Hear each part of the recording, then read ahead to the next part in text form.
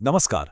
आज हम लोग केमिस्ट्री के एक ऐसे चैप्टर में उतरने वाले हैं जो सच पूछिए तो हमारे चारों ओर हर चीज को कंट्रोल करता है, और वो है स्पीड। जी हाँ, हम बात कर रहे हैं केमिकल काइनेटिक्स की। मतलब ये समझने का विज्ञान कि भाई कुछ रिएक्शंस तो एकदम धमाके की तरह तेज क्यों होते हैं और कुछ, जैसे लोहे में जंग लगना, इतने धीमे क्यों होते हैं।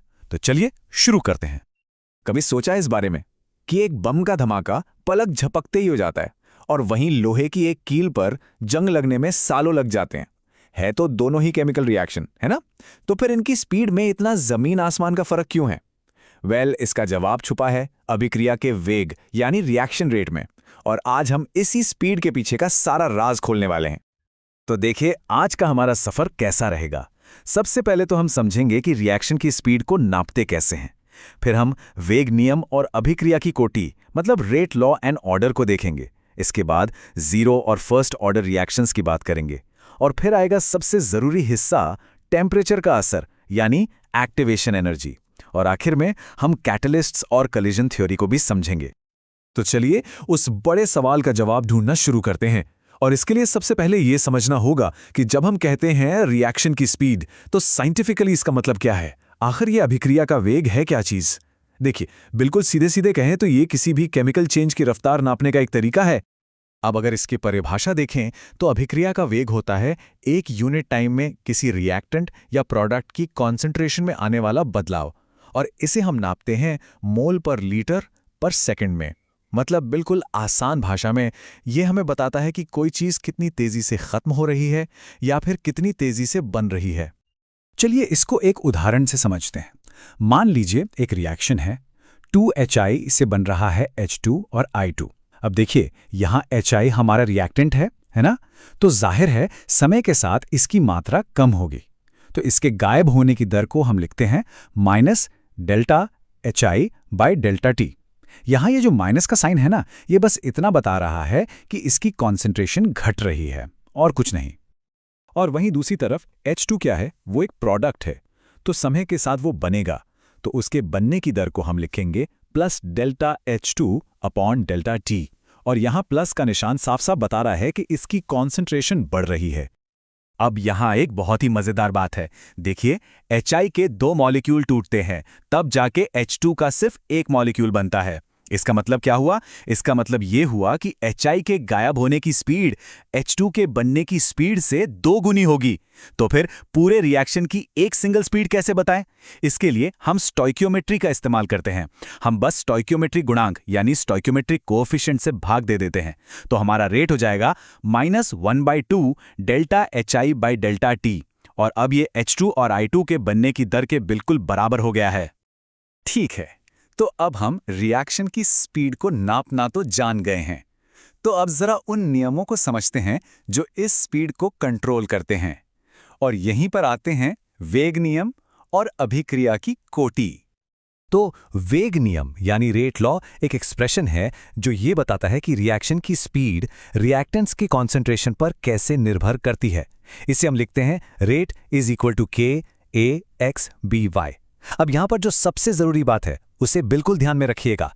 ये जो x और y है ना, जिन्हें हम ऑर्डर या कोटि कहते हैं, इन्हें आप रिएक्शन को देखकर नहीं बता सकते। नहीं, इन्हें हमेशा और हमेशा एक्सपेरिमेंट्स के जरिए ही पता लगाया जाता है। और ये टेबल, ये तो समझिए एग्जाम के लिए एक जबरदस्त शॉर्टकट है। आप सिर्फ रेट कांस्टेंट K की यूनिट देखकर फौरन रिएक्शन का ऑर्डर बता सकते हैं। अगर unit mole L inverse S inverse है तो जीरो ऑर्डर, अगर सिर्फ S इनवर्स है तो फर्स्ट ऑर्डर, और अगर L mole inverse S inverse है तो सेकंड ऑर्डर। ये ट्रिक बहुत काम आती है। अच्छा, एक कंफ्यूजन अक्सर होता है ऑर्डर और मोलेक्युलैरिटी के बीच, तो चलिए इसे साफ कर लेते हैं। देखिए, ऑर्डर एक एक्सपेरिमेंटल क्वांटिटी है। ये जीरो भी हो सकता है, फ्रैक्शन में भी हो सकता है, और ये रेट लॉ में पावर्स का जोड़ होता है। जबकि मोलेक्युलैरिटी वो एक थियोरेटिकल कॉन्सेप्ट है। यह हमेशा एक पूरा नंबर होता है और सिर्फ एलिमेंटरी रिएक्शंस पर ही लागू होता है। चलिए अब इन नियमों को असल में इस्तेमाल करके देखते हैं कि हम समय के साथ रिएक्टेंट की कॉन्सेंट्रेशन का पता कैसे लगा सकते हैं, खास तौर पर जीरो और फर्स्ट ऑर्डर रिएक्शंस के लिए। तो जीरो ऑर्डर रिएक्शन की बात करते हैं। इसमें क्या होता है, स्पीड हमेशा कांस्टेंट रहती है। मतलब रिएक्टेंट कितना भी हो, ज्यादा हो या कम, स्पीड पर कोई फर्क नहीं पड़ता। और जब हम इस आसान से नियम को मैथ में बदलते हैं ना, तो हमें एक बड़ा ही जबरदस्त समीकरण मिलता है। R = -kT + R0। इससे क्या होता है? इससे हम भविष्य में किसी भी टाइम t पर रिएक्टेंट की बची हुई मात्रा का बिल्कुल सटीक अंदाजा लगा सकते हैं। अब बात करते हैं फर्स्ट ऑर्डर रिएक्शन की। यहाँ मामला थोड़ा अलग है। यहाँ स्पीड सीधे सीधे रिएक्टेंट की मात्रा पर निर्भर करती है, मतलब जितना ज्यादा रिएक्टेंट उतनी तेज रिएक्शन। इसका मैथ थोड़ा सा अलग है, इसमें नेचुरल लॉगरिथम आ जाता है, पर मकसद वही है। ये समीकरण भी हमें वही ताकत देता है कि हम समय के साथ कॉन्सेंट्रेशन का पता लगा सकें। और ये फॉर्मूला ये तो बहुत ही ज्यादा जरूरी है। एक फर्स्ट ऑर्डर रिएक्शन के लिए हाफ लाइफ यानी रिएक्टेंट की आधी मात्रा को खत्म होने में लगने वाला टाइम हमेशा कांस्टेंट रहता है। मतलब ये इस बात पर डिपेंड नहीं करता है कि शुरुआत में कितना रिएक्टेंट था, और इसका फॉर्मूला है T½ = 0.693/K। इसको एकदम याद कर लीजिए। तो अब हम आ गए हैं इस पूरी बातचीत के सबसे रोमांचक हिस्से पर, टेम्परेचर का असर। ये वो चीज है जो किसी भी रिएक्शन की स्पीड का सबसे बड़ा कंट्रोलर है। ये तो हम सब जानते हैं कि चीजों को गर्म करने से वो तेज हो जाती हैं। दूध जल्दी उबलता है, खाना जल्दी पकता है, पर मॉलिक्यूलर लेवल पर, एकदम अणुओं के स्तर पर, तापमान असल में रिएक्शन की स्पीड को कंट्रोल कैसे करता है? इसका जवाब एक एनर्जी के बैरियर, एक ऊर्जा की बाधा में छुपा है। जरा इस डायग्राम को देखिए। रिएक्टेंट्स जैसे कि H2 और I2 को प्रोडक्ट्स में बदलने के लिए पहले एक ऊर्जा की पहाड़ी चढ़नी पड़ती है।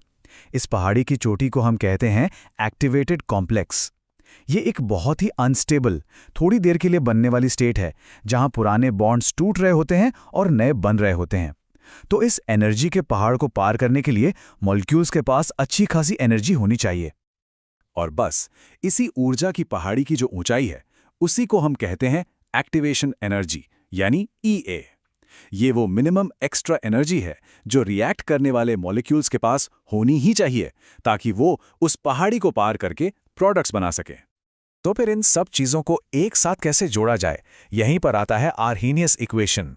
ये equation rate constant K, activation energy EA और टेम्परेचर T को एक गणित के फॉर्मूले में बांध देता है। सच कहूं तो ये समीकरण ही केमिकल काइनेटिक्स की बुनियाद है। और ये ग्राफ ये बड़ी खूबसूरती से दिखाता है कि हम आर्हीनियस इक्वेशन को लैब में कैसे इस्तेमाल करते हैं। जब हम ln K और 1/T के बीच एक ग्राफ बनाते हैं ना, तो हमें एक बिल्कुल सीधी लाइन मिलती है, और इस लाइन का जो स्लोप होता है, मतलब ढाल, वही हमारी चाबी है। ये स्लोप -EA/R के बराबर होता है, और इसी से हम एक्टिवेशन एनर्जी की बिल्कुल सटीक वैल्यू निकाल लेते हैं। चलिए अब हम अपने आखिरी सेक्शन पर आते हैं। इसमें हम ये समझेंगे कि आखिर ये एनर्जी का बैरियर है ही क्यों, और कैटलिस्ट्स यानी उत्प्रेरक हमें इसे पार करने का एक शॉर्टकट कैसे देते हैं। जरा इन दोनों डायग्राम्स को एक साथ देखिए। लेफ्ट साइड में है रिएक्शन का रास्ता बिना किसी कैटलिस्ट के। देखिए ऊर्जा की पहाड़ी कितनी ऊंची है। और अब राइट साइड में देखिए, कैटलिस्ट ने एक नया दूसरा रास्ता बना दिया है जिसकी पहाड़ी बहुत छोटी है। तो पॉइंट क्या है? कैटलिस्ट एक्टिवेशन एनर्जी को ही कम कर देता है, और जब पहाड़ी छोटी हो जाती है तो ज्यादा मॉलिक्यूल्स उसे आसानी से पार कर लेते हैं और रिएक्शन कई गुना तेज हो जाता है। तो अंत में ये सवाल उठता है कि जिंदगी बचाने वाली दवाइयां बनाने से लेकर बिल्कुल नए तरह के मटीरियल्स बनाने तक रिएक्शंस की स्पीड को कंट्रोल करने की ये जो हमारी समझ है, ये हमारे भविष्य को कैसे बदलेगी? ये सवाल हमें याद दिलाता है कि केमिकल काइनेटिक्स सिर्फ किताबों का एक चैप्टर नहीं है, ये हमारे आने वाले कल के इनोवेशन की रफ्तार तय करने वाली चाबी है।